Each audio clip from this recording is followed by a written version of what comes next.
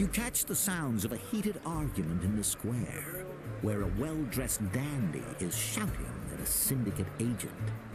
Looks like things are about to get physical. This is unthinkable! Absolutely not! I'm not going to do it! Your edits are a mockery of the performing arts. Richard, it seems you misunderstood me. Whoa, not so fast, fella. It's Richard Maxwell Gracefield Paracy the Third to you! That's Paracy with an E! Of course. But you're deeply mistaken if you think we're asking your opinion on this. The head of the Eastern Syndicate must see the correct version of this play, the one we know he will enjoy. We've already made all the necessary changes. We hired you to direct this performance, and you will do what we tell you to do. Period. Oh, this is positively scandalous! You're making me dizzy. I think I'm going to faint. That's the end of this conversation. I trust we understand each other now. Oh, my vision is going blurry! And my legs, they're failing me! Oh, I'm going to pass out! Richard Maxwell Gracefield Parazy III closes his eyes and dramatically flops to the ground. The Syndicate envoy bends over and discreetly places a folder full of papers in the director's hands. Then, after spitting disdainfully to one side, he departs, leaving the director to his feigned unconsciousness.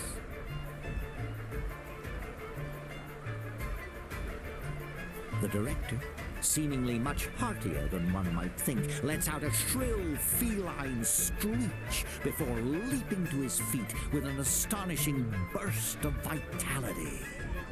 Hey, watch it! Taking a little break here. That imbecile is gone, right? The goddamn ass licker.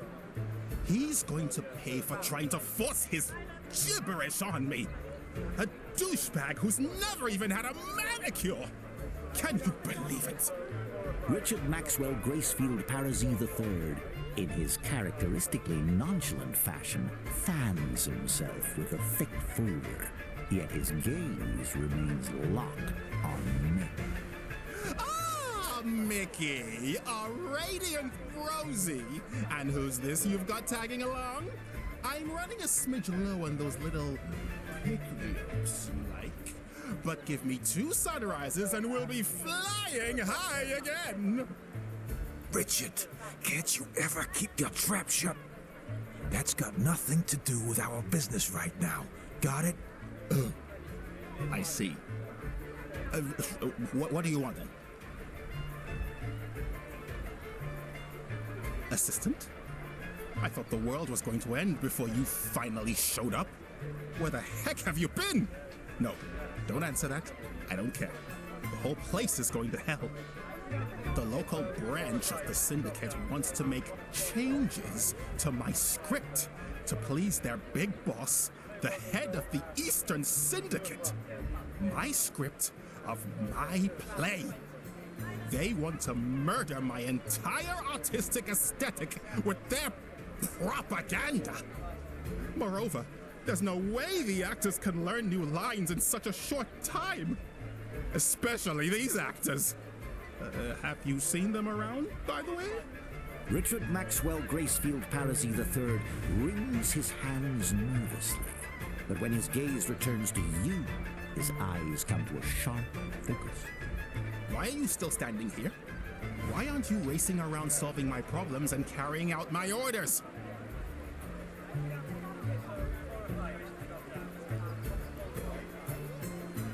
Can't you see?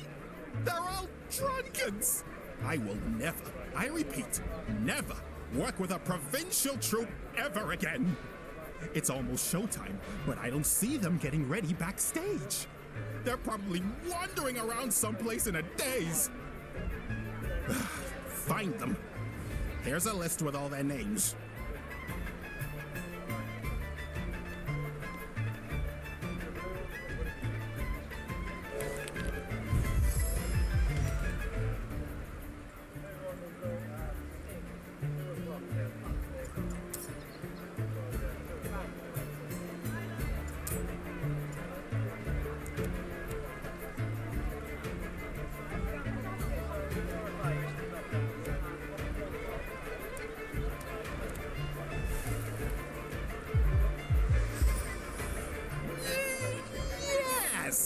course.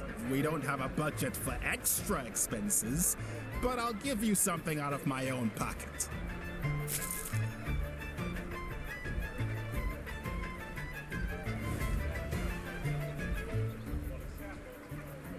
Fantastic! Now move, move, move! We're running out of time.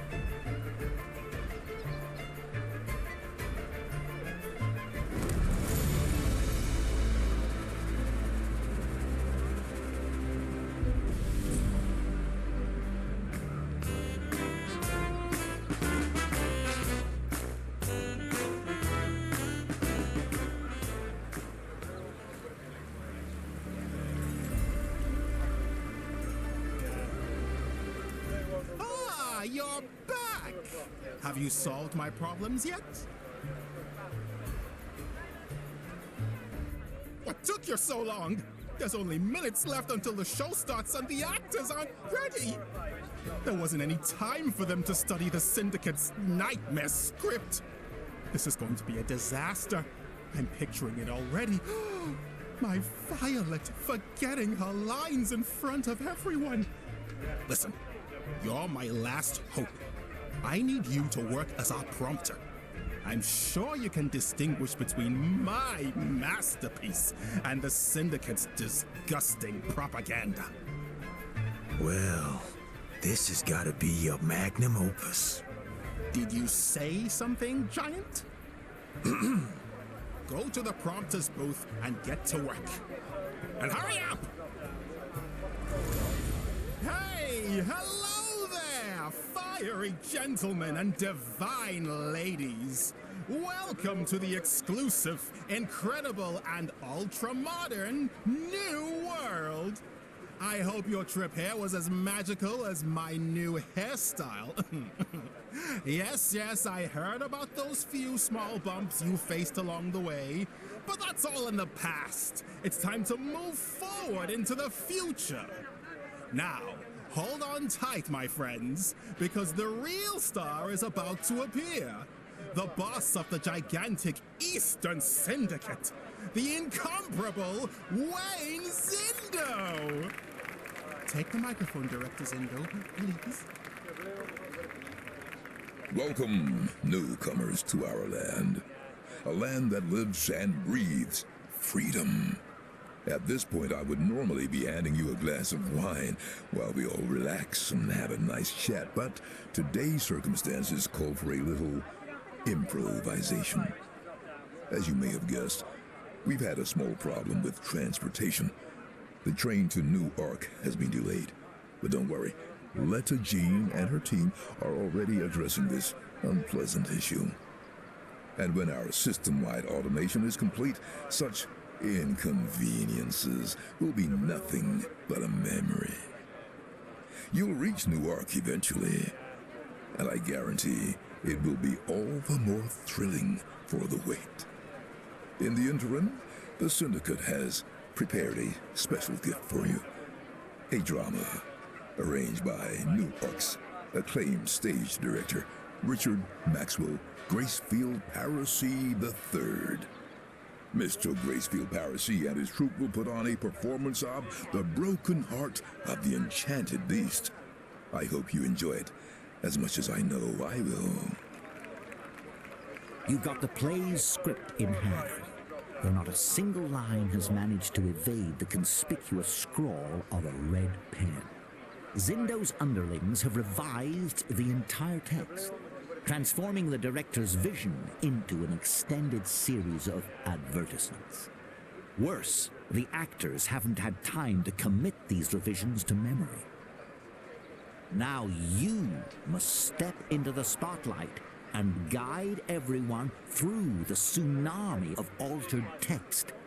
But first, you must decide whether to stick to the original script or navigate the Syndicate's adaptation. Today, you will witness a love story unfold and a vicious trap sprung, all in a sea of blood. Let this be a warning for any who dare bridge the gap between technology and magic. Nerio, dear Nerio, this love's a snare, for magic and technology clash and flare. They're realms apart, they shan't entwine.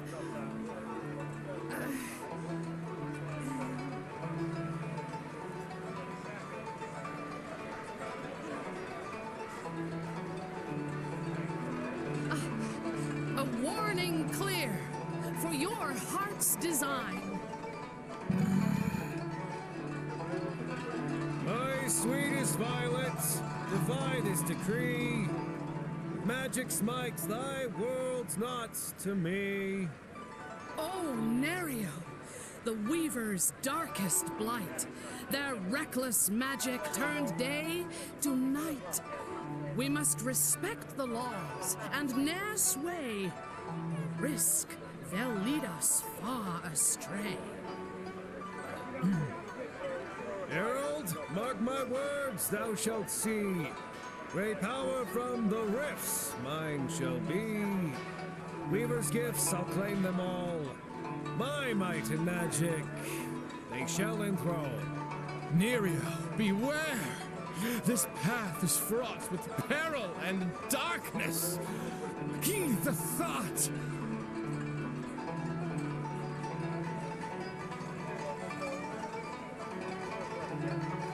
Such great power you can't control. It shall consume thy very soul. My dear Gerald, thy fears I will ignore. I crave this magic and I must have more. And Violet's my heart's desire. Her love and power shall all conspire. Violet! Fair Violet! I know her well. Her heart is in science, not some spell. To woo her with magic would be a ruse, and such dark intentions she must refuse. Young hearts entangled in this perilous strife, a clash of realms portends doom in life.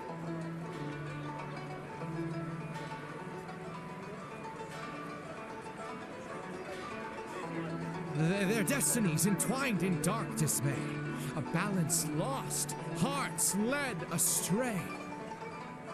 Nerio, dear Nerio, we must now part ways. For magic's darkness obscures your gaze.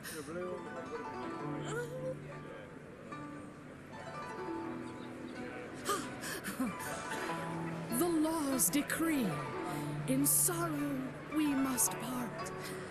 A love so pure, fallen to blackest art. No, Violet! You can't break free, it's clear. My soul is bound to dark magic. My dear. Oh, Nerio! Your transformation's too extreme. An abhorred mage, a nightmarish gleam. We can't bridge the gap betwixt realms so vast. For magic and tech allied can't last. Beware of magic, upright and fair. It tempts and beguiles, but can't truly care. Love or friendship with a mage are bare. In the blink of an eye, mage turns nightmare. Thank you. Oh, bless your hearts. Oh, That wasn't my script. Merci beaucoup. Damned artists! Hey, watch the threads. Hey, let go of me. Hey, get your hands up. Do you know who?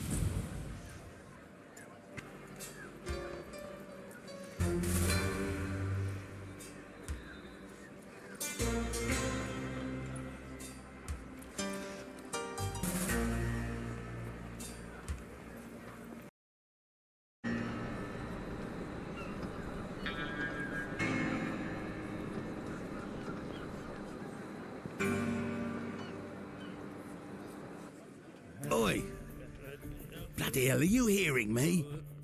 Operator? Flipping hell. Oi, operator! Get me Vinny Peg on the blower, would ya? Now! What do you reckon? I'm just gonna hang about here all night. Apologies, sure. I'm on hold here. Observe closely. A stout dwarf, his beard as fiery as the plumage of a phoenix, is deeply engaged in a telephonic exchange. Ah, now he spotted you. A raised index finger. The universal gesture to wait. For an ephemeral tick of the clock, the very particulate in the air around you seems to have frozen in time. Oi, Vinny, is that you? Nah, don't be daft. Vinny, listen here, mate. We're all in the same boat, ain't we? I get it. You're a bit knackered with these Syndicate blokes nosing around. But it's my gear what's been gathering dust in your lockup, innit? Vinny boy, tune in and drop the bollocks. Try and hustle me and you might end up underground, right alongside my contraband. You getting the picture? Hey, Vin? Steady on, Vin. Stay sharp out there, yeah? Oi, how's Auntie Judith? She all right? That remedy I sorted for her, doing the job? Those puffy legs of hers slimmed out yet? Vinny? Vinny? Oh, bollocks. Hey, boss. We're back to give you the lowdown. That gizmo you wanted is snug inside our guest suitcase. The very one partner's holding right now. Nothing but smooth sailing on my end. Oi, there you are. How's the land of freedom treating you, mate? Look at you. I never expected Hilda's ward to grow up so fast. How was the trip? Got a warm welcome, I hope. Oi, blimey. Now, ain't you looking dapper? Spot that, Mick? That's proper pedigree, that is. Blue in the veins and pure as the driven snow. Can't just toss that aside, mate. It's bred in the bone. None of that across the pond.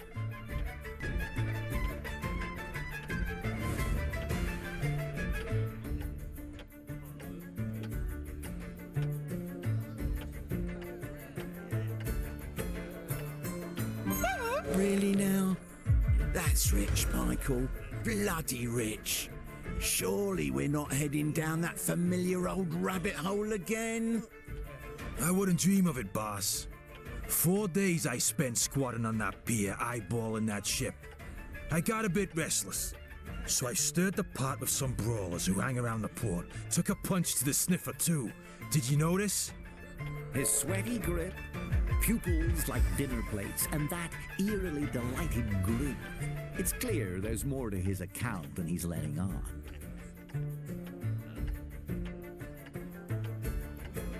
I believe I'm starting to take a shine to you. That's our style, mate. Straight off the boat and right down to business. All right. However you got here, you're in the fold now. So let's have a toast, eh? Here's to the pair of us, the grand old continent, and the road that lies ahead. Having declared his toast, it's evident that Red Simon is wholly committed and will brook no deviation from the ritual at hand. With a practiced flourish, Simon fills 3 glasses to the brim. He downs one, refills it, and repeats the ritual. Only after his 3rd pour does he turn to present the remaining drinks. Here's to the fresh face.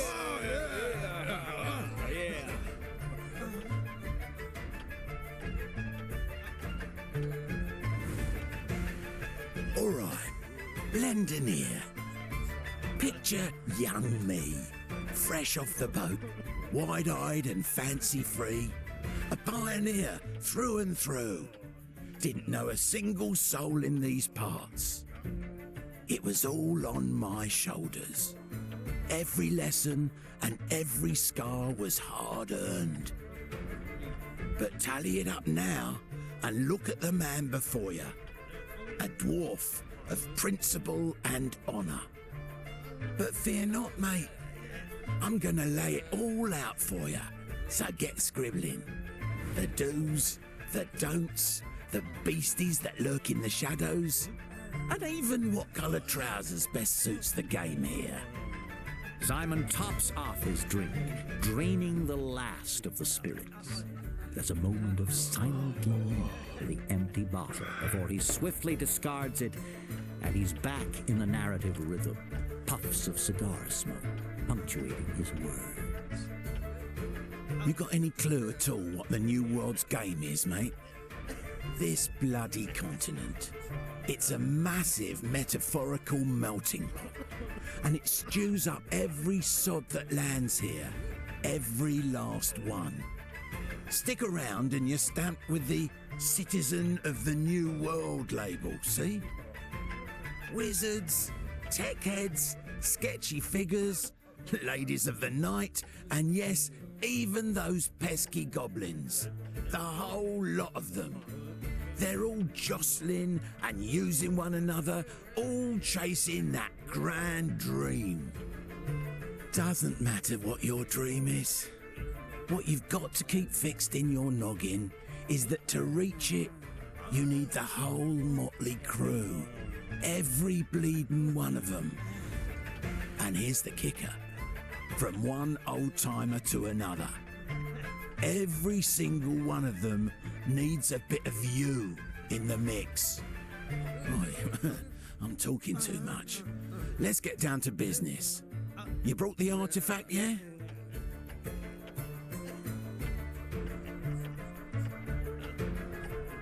Oh, mate, let me clue you in. This is just the opening act of your grand adventure. At first blush, it might seem like no one else is after this here relic. No ancient evil, no magical puppeteer. It might seem like nobody gives a toss. But mark my words, the minute word gets out that you're packing this gem, they'll be crawling out of every crack and crevice to lay their dirty mitts on it. So stash it away. Do whatever it takes to keep that mystical wonder hidden from prying eyes. Simon is extremely gentle with the suitcase, as though it contained armed explosives. Turning it towards himself, he opens it, and a subdued radiance bathes his face in a golden glow.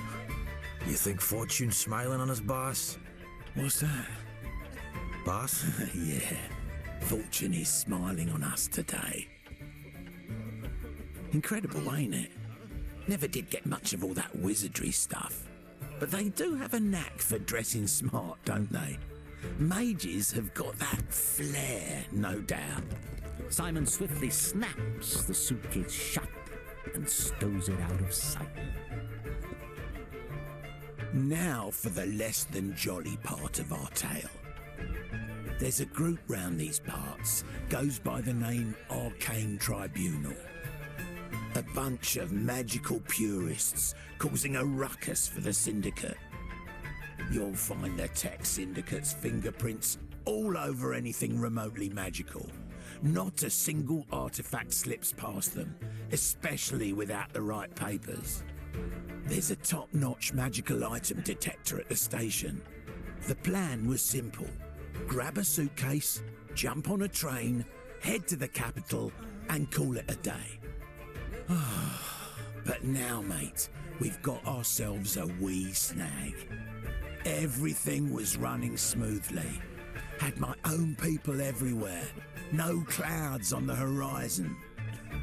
Then, about a week ago, a train conks out and they can't get it running again. Director Zindo himself drops in and takes charge. Now his lot's taking over all the key posts at lightning speed. Absolute migraine for our little operation, I tell you.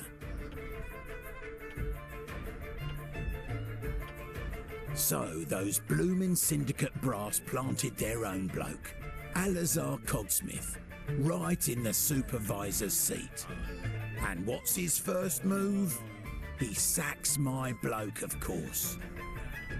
My Tobias is a fine fellow, and never one to pass up a drink. Could hold his own on just about any subject. And when it comes to running the magic detector at customs, he always knew how to keep his mouth shut and when not to poke around. You follow? Now we've got this fresh face, Harold Fugar, with his own agenda. He's already shipped 4 loads to the warehouse, says he's running his own show and wants nothing to do with me. If he gets the slightest inkling that something's off in the cargo, our little adventure's over. A genuine business gent always comes prepared. This round, I need your hands on deck. You're fresh blood round these parts. No reputation to speak of and no debts. You're a clean slate. Catch my drift? What I need is to get my Newman back into the railway business. What I need is to get my Newman back into the railroad business. I need someone I can rely on to conveniently overlook your magical baggage.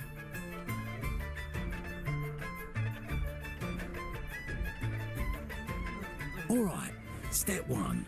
Get rid of Newman's stand-in, Harold Fugar, and have a chat with Tobias. He should be ready to get back to work. Here are their addresses. Nick will tag along and cover your rear. Off you go. Best of luck, and keep a sharp eye out for trouble.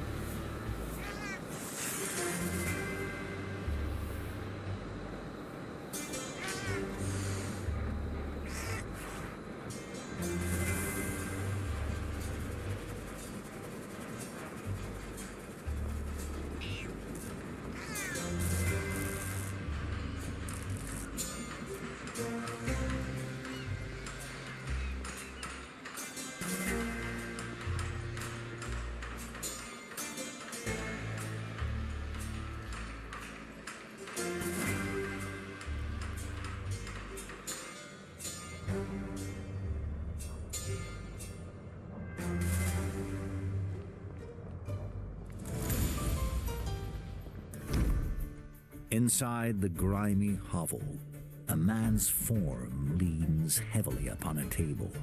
His trembling grip suggests he could collapse at any moment. Empty bottles are scattered around the room, signs of a losing battle with alcohol-induced delirium. And directly across from this man... What the hell? Did I get a knock on the head? Or are you seeing that green fairy too? Ah! It appears we have company, my dear Mr. Newman. Would you care to join us?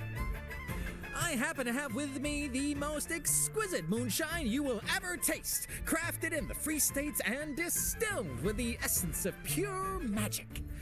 Utterly ethereal, I assure you. My wife's gonna murder me for this. Indeed, Toby, indeed. Here's to the two of us! Unable to support his own weight any longer, Toby crumples until his head comes to rest on the table with a thud. The fairy shakes his little head disapprovingly and refills his glass.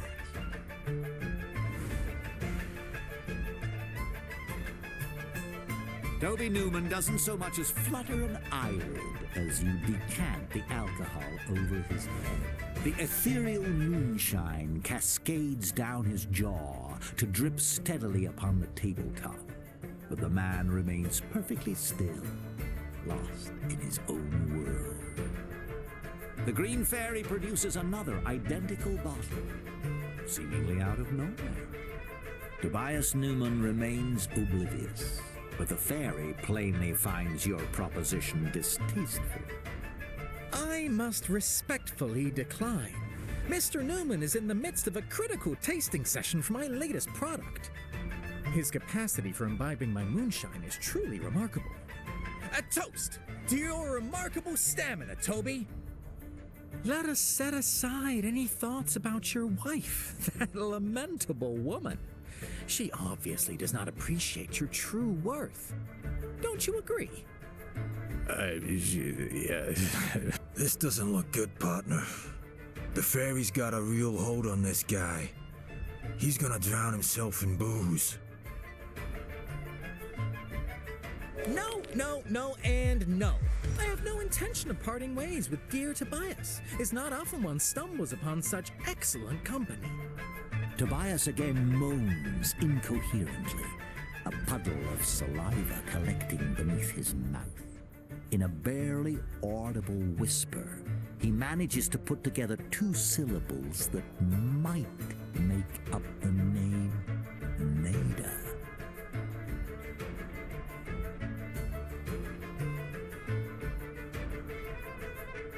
Indeed, you're right.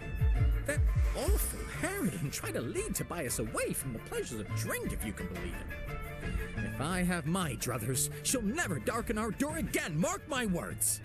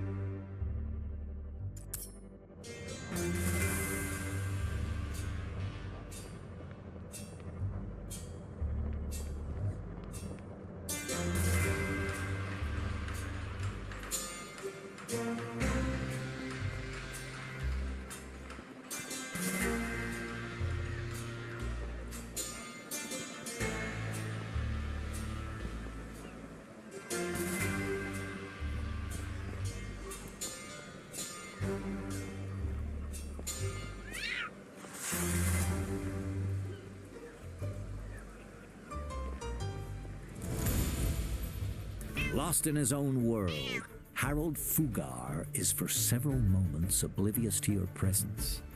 He's engrossed in counting crisp dollar bills, his well-fed visage radiating an aura of smug contentment.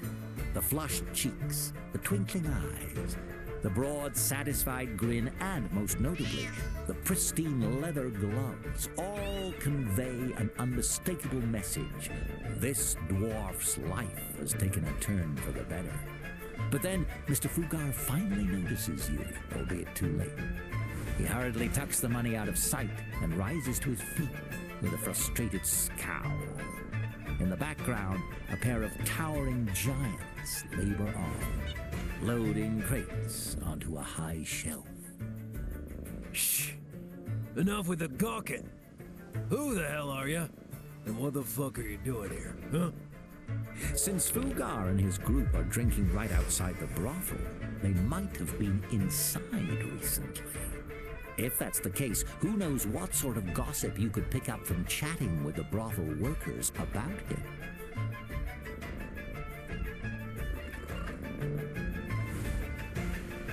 A map of Tatterhold lies on the table, marked with lines showing secret routes. The way Fugar tries to cover it, and the fact that all drawn paths clearly avoid police patrols, suggests it's a smuggling plan. It's doubtful that Zindo's people are aware of it.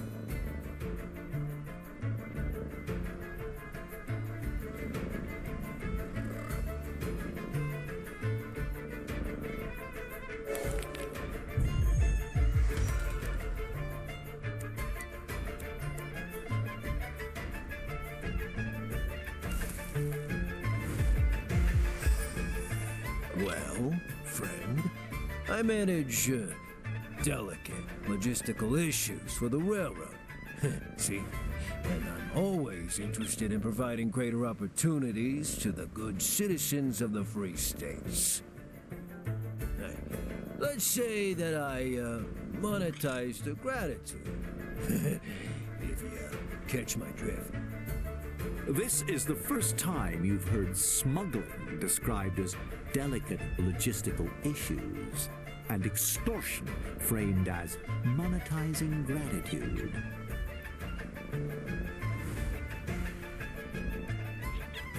Harold Fugar pauses, seemingly grappling with the weight of your words. Then he lets loose with a resounding, hearty laugh. He waits several minutes until the echoes of Harold's guffawing finally subside. Aren't you the funny one? You must have taken a solid knock to the noggin. You think I'd leave a gig where the money falls like rain on my head just to help some booze hound? Get out of here before we kick your ass into orbit.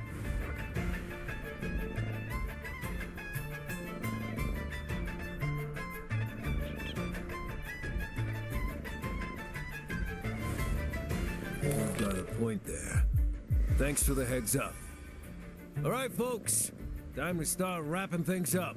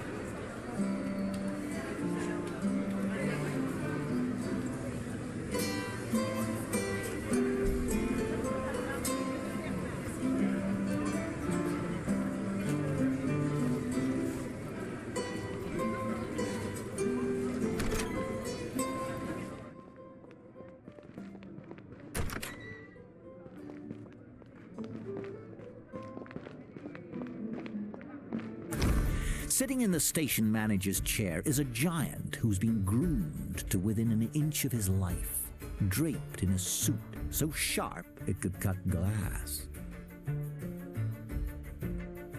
His towering figure is surrounded by papers and folders full of papers, all meticulously arranged in square-cornered stacks.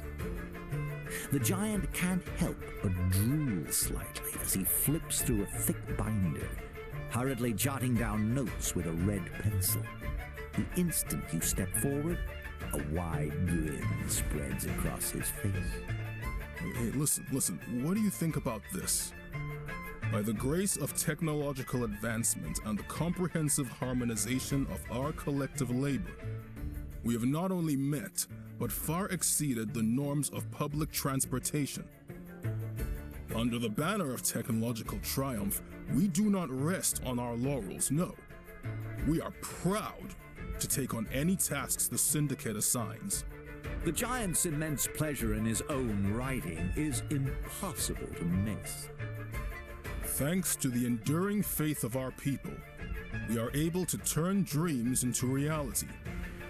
Every piece of cargo we move is another stride toward a radiant tomorrow, toward new, uncharted vistas of achievement, toward the veritable conquest of technology itself.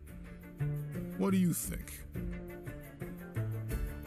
The giant's chest swells with pride.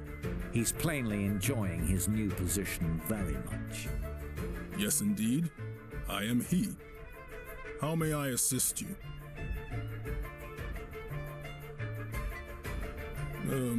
Regrettably, Tobias Newman failed to meet our expectations, and he became the target of numerous grievances from other employees. In light of his intolerable drinking, the decision was taken to suspend him from his duties indefinitely. We will find another professional to monitor our magic scanner. Magic scanners. Yes, we have several of them.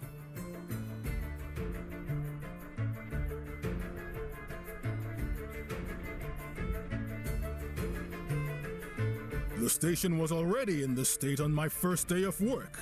But the important thing is one of our 3 scanners is still working. Fully functional, in fact. Is that a sincere offer? Then yes, I'll gladly reinstate Tobias Newman. Let's call it a deal.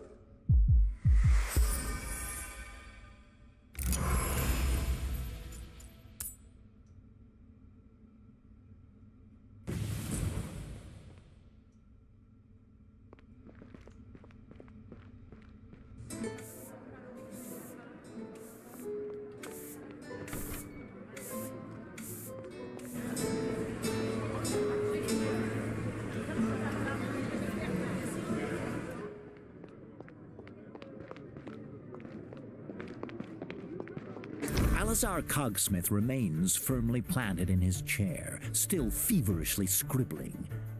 The pile of documents seems to have grown since your last encounter, but maybe you're mistaken. Yes? What can I do for you?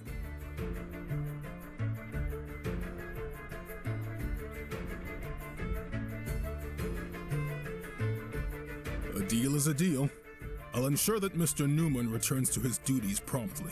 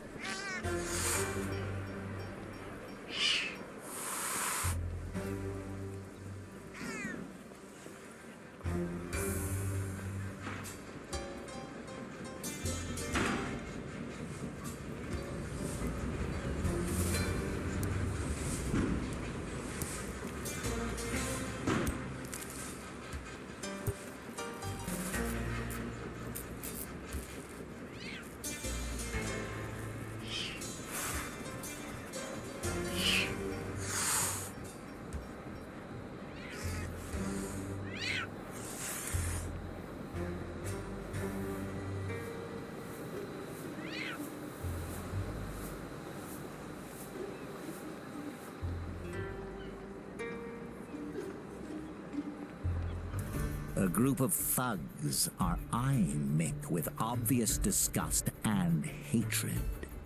Well, well, if it ain't old Mickey Stick the Prickin' Anyhow Mortensen. I think he's even sober today, boys. And you're always saying miracles aren't real, Bobby.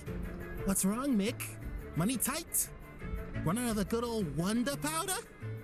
Have you considered moonlighting at a brothel?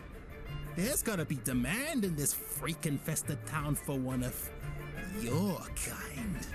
In conclusion, he loudly clears his throat and spits on the ground by Mick's boot. The giant ignores him.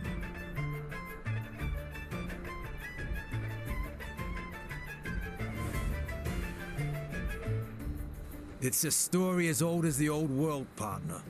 A bunch of ugly, jealous bastards who can't stand that somebody else is living the good life.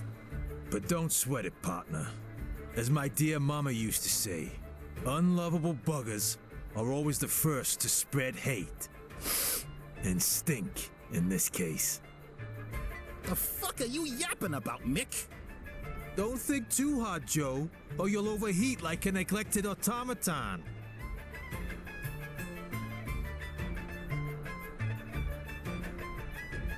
Seems like it, partner. What do you want, Joe? I'm on important business here.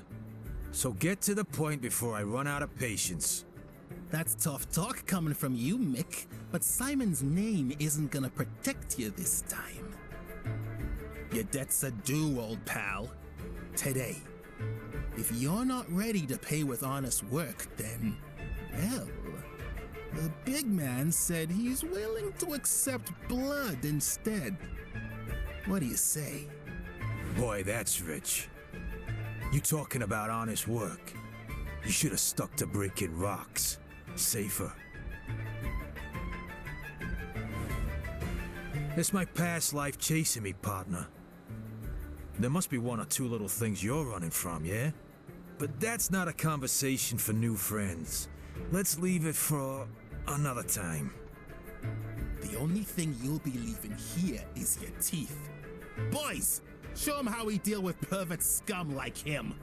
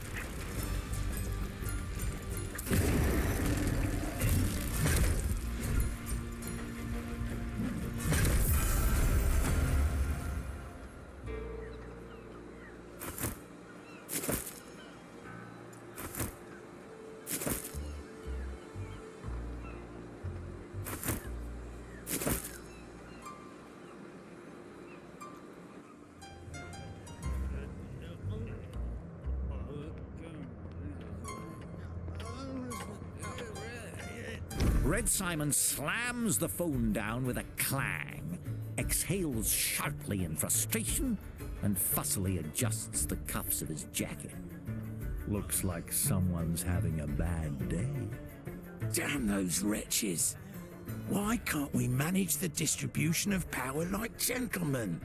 That would benefit everyone, right? With a muttered curse, he picks up his whiskey glass and takes a sip. Then his eyes suddenly land on you. Back again, mate.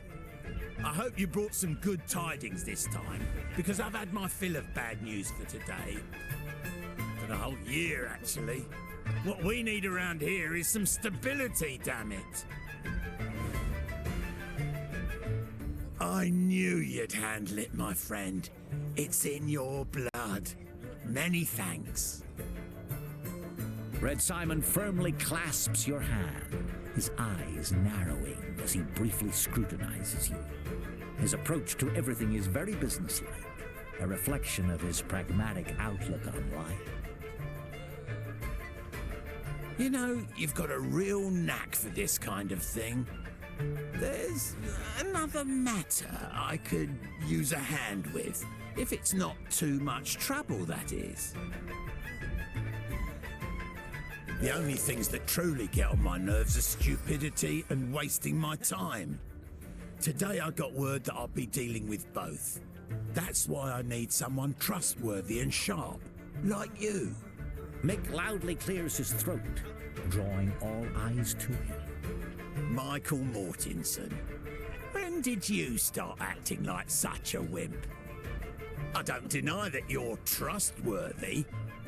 As for being sharp, we can revisit that after we've fixed up your reputation.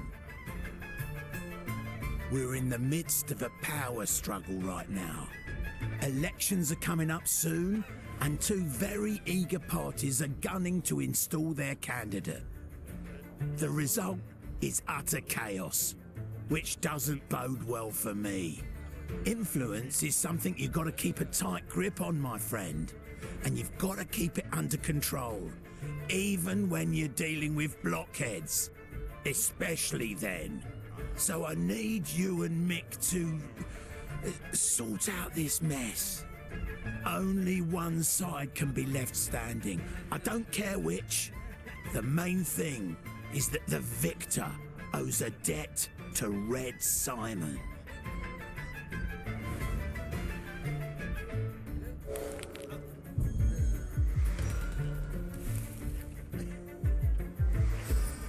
During the contemplative pause that follows, Red Simon's gaze drills into you, as if he's wrestling with some inner turmoil. But eventually he relents. Technologists and those who push back against technology, mate. It's your classic portside slum scenario. Both groups are gunning to get their leaders into office.